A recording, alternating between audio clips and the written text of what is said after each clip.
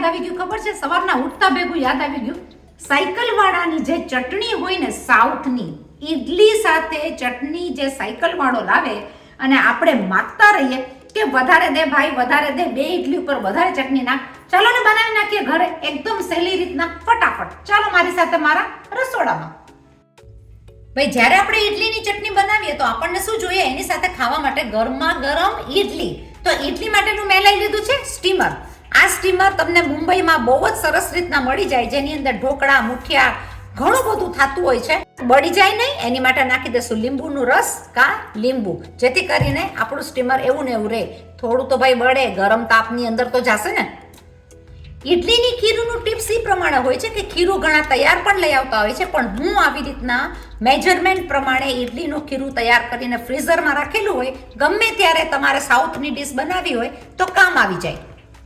લઈ લેશું બાઉલમાં જોઈતા પ્રમાણે ખીરું.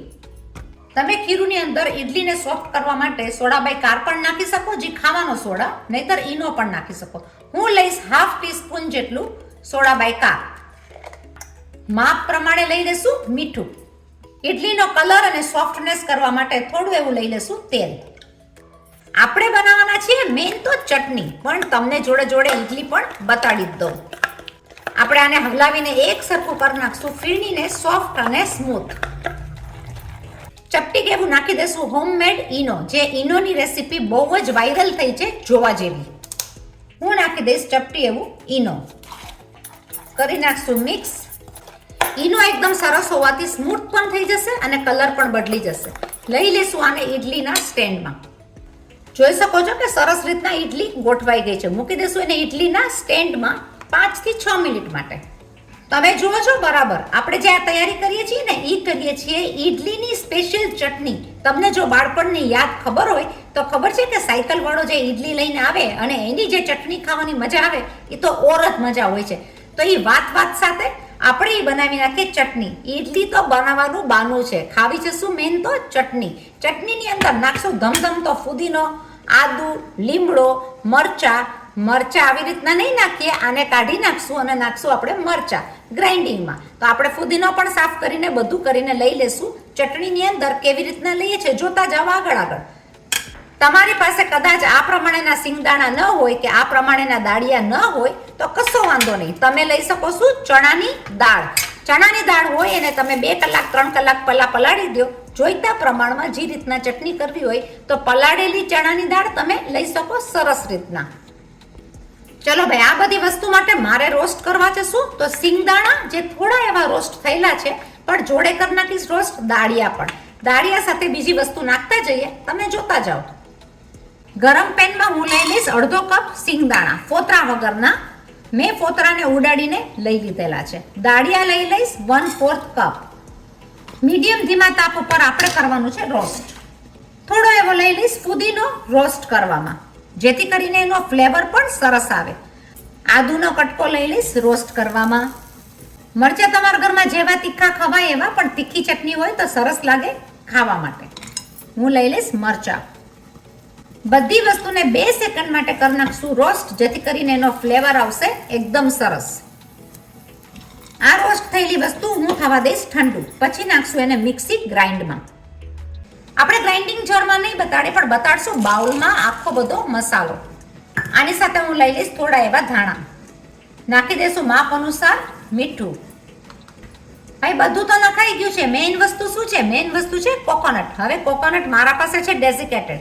તમારી પાસે ફ્રેશ કોકોનટ હોય તો વધારે સારું, જે ખમણીને પણ તમે લઈ શકો, પણ કશો વાંધો નહીં, આપણે ડેઝિકેટેડથી બનાવશું મસ્ત મજાની ચટણી. તો મેં લઈ લીધું છે 1/2 કપ ડેઝિકેટેડ કોકોનટ. આપણી આટલી ચટણીની અંદર હું લઈ લઈશ 1/2 કપ જેટલું પાણી. પછી જોઈતું પ્રમાણમાં જેમ જોશે એમ આપણે કરશું એડ. બુલેટમાં ગ્રાઇન્ડ કરેલી ચટણી લઈ લેશું બાઉલમાં. તમે જોઈ શકો ચટણી એકદમ જ સરસ મજાની થઈ છે. આપણે લઈ લેશું એને બાઉલમાં. જે પ્રમાણે ઢીલી જોઈએ એ પ્રમાણે તમે લઈ શકો. સાયકલ વાળાની ચટણી થોડી આવી થીક પણ હોય છે. આપણે લઈ લેશું એને બાઉલની અંદર. જોઈતા પ્રમાણમાં કરી નાખશું મિક્સ. આપણને જોઈ ગયું છે 1/2 કપ જેટલું પાણી. હવે તમે જોઈ શકો કે આ પીવા જેવી ચટણી કેવી સરસ મજાની તૈયાર થઈ ગઈ છે. આનો ફ્લેવર એટલે તો શું કેવું, બહુ જ મજા આવી જાય. ઈડલી ને ચટણી ખાલી મળે, સંભાર ને કોઈ પૂછશે પણ નહીં. આપણી 2 ટાઈપની ચટણી થઈ ગઈ તૈયાર. વઘારમાં લઈ લેશું 2 ટેબલ સ્પૂન જેટલું તેલ. નાખી દેશું 1 ટીસ્પૂન જેટલી રાઈ. રાઈ સાથે લઈ લેશું થોડું એવું જીરું. નાખી દેશું ધમધમતા લાલ લાલ મરચા. 2 પિંચ ઓફ અડદની દાળ. નાખી દેશું 2 પિંચ ઓફ હિંગ. નાખશું જોરદાર લીમડો. થઈ ગયો ને એકદમ સરસ મજાનો વઘાર. લઈ લેશું આપણી ચટણીની અંદર.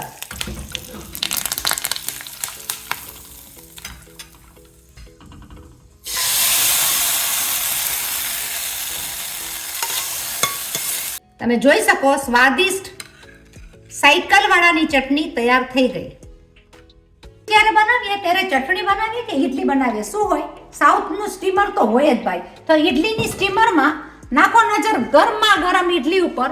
મસ્ત મજાની ફૂલીને ફ્રોઝન પણ તમે કરેલું હોય તો આપણી ઈડલી સરસ મજાની થાય. તો ઈડલી તમે જોઈ ને કેટલી સરસ મજાની થઈ છે. આ ઈડલીને લઈ લેશું આપણી ડીશમાં. હવે આની જોડે જે ચટણી આપણે ચમચીથી ખાઈએ, જલસો આવી જાય ભાઈ. ઈડલી તો ભાઈ ઘણી રીતથી થાય. મસાલા ઈડલી પણ થાય, મરચાવાળી ઈડલી પણ થાય. તો આપણે બનાવી નાખીએ સાદી ઈડલી. અને ઈડલીની અંદર નાખીએ હવે આપણી આ મસ્ત મજાની સાયકલની ચટણી. આ ચટણીમાં ઈડલી તરબોળે એની ઉપર તરે અને એની જોડે સાદી ચટણી એ લોકો આપે, જાડી ચટણી. ખાવાની મજા આવી જાય ભાઈ, કંઈક જલસો જ આવી જાય. આ સાઉથની ડીશમાં બીજું કાંઈ ન જોઈએ. વેરાયટીઝ બધી અહીંયા પડેલી જ છે જે આપણે નાખી છે આપણી રેસીપીમાં. મરચા, ખડાશ, ખટાશ બધું જી કંઈ કયો એ બધું આની અંદર આવી ગયું. ગળાશ તો ભાઈ ટોપરાની સરસ મજાની આવી જાય. તો આ ચટણીની અંદરની ઈડલી ખાવાની મજા જે છે, ઓહો હો, આ તમે જુઓ તમે. અને આમ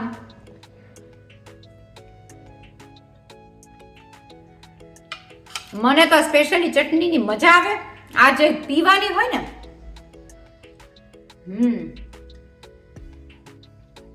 અને ભૈયાને હું શું કહું ઓલવેઝ કે મને વધારે ચટણી આપ, વધારે ચટણી આપ. કેવી?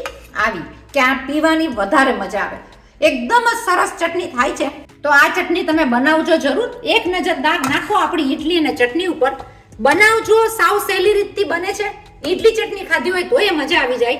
આ ચટણી જે પીવાની મજા આવી જાય ને એ તો ઓર જ આવે ભાઈ. પીવાની મજા લેજો અને બનાવજો. શેર કરજો, સબસ્ક્રાઇબ કરજો, ફોરવર્ડ કરજો, આગળ બધાને મોકલાવજો. અને મારી રેસીપીને આગળ જોતા રહેજો. નવી રેસીપી લઈને આવું છું જલ્દીથી. ત્યાં સુધી બનાવો મસ્ત મજાની ચટણી અને ઈડલી.